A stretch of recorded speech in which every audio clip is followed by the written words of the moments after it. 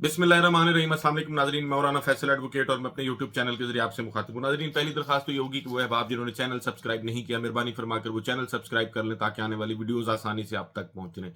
नाज़रीन, आज Islamabad high court में एक बड़ा अहम केस ज़ेर समाअत और उस अहम केस में जो रिमार्क्स आई हैं वो एक किस्म की बगावत है। किसकी बगावत है, किससे बगावत है, इस पर भी बात करेंगे। उसके साथ साथ इस्लामाबाद हाई कोर्ट के ही एक जज को, एक जस्टिस को काफ़ी अरसे के बाद इंसाफ मिला। वो इंसाफ क्या है उस पर भी बात करेंगे। पाकिस्तान तहरीक इंसाफ के लिए कुछ अच्छी खबरें हैं और इस हुकूमत के लिए बुरी खबरें हैं, उस पर भी बात करेंगे। आज पहले बात ये करते हैं कि आज बगावत क्या हुई है। बगावत ये हुई है कि सुप्रिटेंडेंट जेल को, अडयाला जेल को, इस्लामाबाद हाई कोर्ट की जानिब से ये हुक्म दिया गया था कि इमरान खान की उनके वकला से जो है वो वीडियो लिंक के जरिए मुलाकात कराई जाए।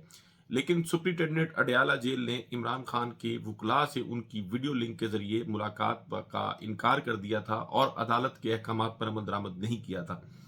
तो फिर इसके लिए दोबारा से दरखास्त दायर की गई थी। तो आज उस दरखास्त में जस्टिस सरदार एजाज इसहाक साहब जो है, एक तो उन्होंने एडवोकेट जनरल से 29 मार्च को इसमें जवाब तलब कर लिया है और ये पूछा है कि बताएं, कोट लखपत जेल में ऑनलाइन मुलाकातों का वजीर आला पंजाब मरियम नवाज का ऐलान दुरुस्त है या जेल रूल्स के मुताबिक ऑनलाइन मुलाकातों की इजाजत न होने का सुप्रिटेंडेंट अडयाला जेल का हाई कोर्ट में जमा कराया गया जवाब दुरुस्त है। आज जब ये सारी समाअत हो रही थी तो बड़े अहम रिमार्क्स भी सामने आए और एक किस्म की, एक जज की जानिब से इस निज़ाम से बगावत जो है वो सामने आई है। और वो आज उन्होंने, जब ये केस की समाअत हो रही थी तो उन्होंने ये कहा कि जी जेल अथॉरिटीज जो है वो अपने जवाब में ये कह रही हैं कि वज़ीर आला पंजाब का इकदाम गैर कानूनी है। आप कह रहे हैं कि इन अदालती हुक्म पर अमल दरामद नहीं किया जा सकता और उसकी वजह यह है कि इस पर अमल दरामद करने के लिए तरमीम की जरूरत है। तो एक ही हुकूमत ने एक जेल में तरमीम के बगैर ऑनलाइन मीटिंग से, मुलाकात से मना किया, जबकि दूसरी जेल में वही काम जो है वो खुद फखरिया तौर पर किया है। और फिर उन्होंने जो नोहा लिखा है और पाकिस्तान की खुफिया जो एजेंसीज हैं उनके किरदार पर जिस तरह उंगली उठाई है, वो भी काबिल गौर है। उन्होंने कहा कि जी हम लोग भी यहाँ बैठकर ड्रामा कर रहे हैं, यानी ये मान लिया हाई कोर्ट की जानिब से कि हाई कोर्ट्स में या सुप्रीम कोर्ट में बहरहाल ड्रामा हो रहा है। सबको पता है कि सब क्या हो रहा है। जेल, जहां से जेल हुकाम को ऑर्डर्स आ रहे हैं, वहां से अगर जेल हुकाम को ऑर्डर्स आना रुक जाएंगे तो ये सब खत्म हो जाएगा। जेल हुकाम और आरपीओ पुलिस सब कठपुतलियां हैं, सब पपेट्स हैं। यानी पुलिस को भी और जेल हुकाम को भी कठपुतलियां करार दिया गया है एक इस्लामाबाद हाई कोर्ट के जस्टिस की जानिब से। और फिर जो बगावत का ऐलान किया नाजरीन, वो बड़ा दिलचस्प है। उन्होंने कहा कि जी मुल्क में 200 सीनियर सिविल ऑफिसर्स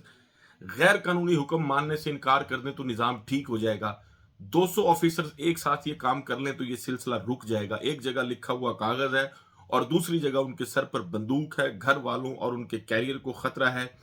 हम क्यों यहां बैठकर दिखावा कर रहे हैं? जब तक 200-300 लोग एक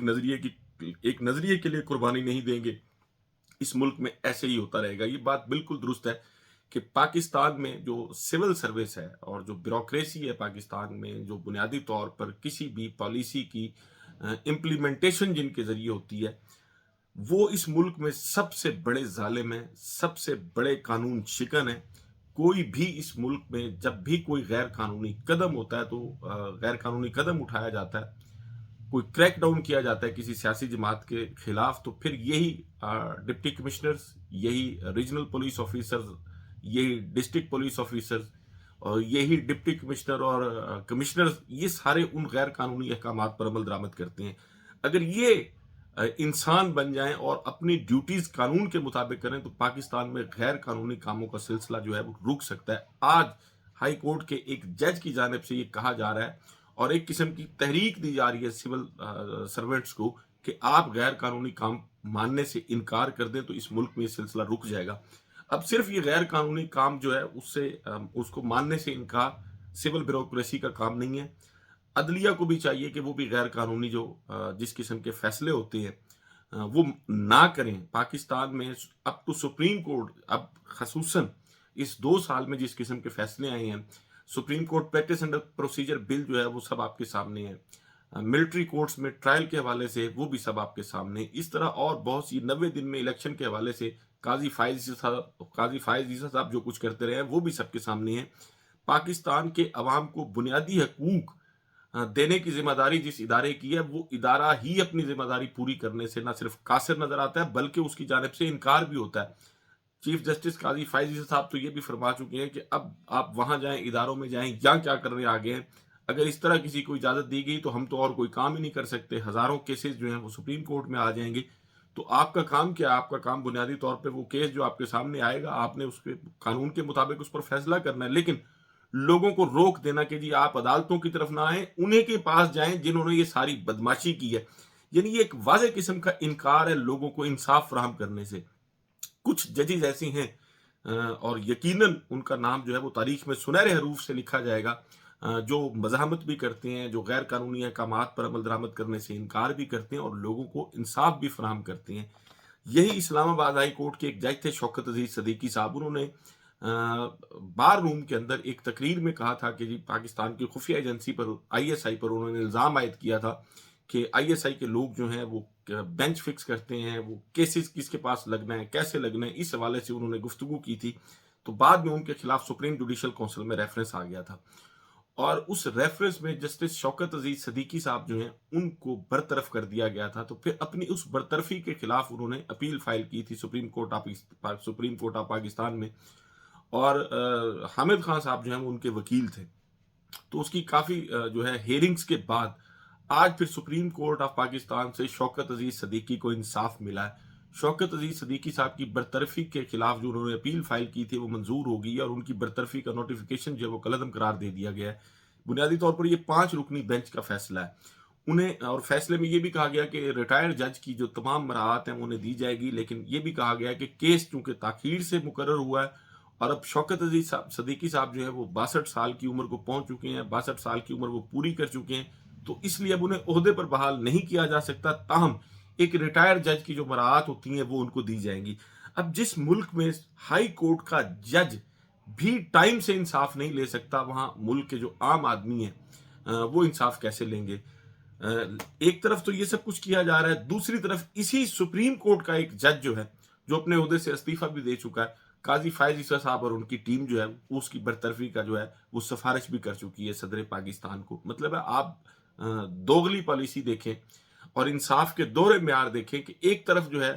وہ چونکہ کل کی ایک ہیئرنگ میں ڈی ایچ اے کو، بحریہ کو اور ان کی پشت پر بیٹھے جو لوگ ہیں، جس ادارے کے لوگ ہیں،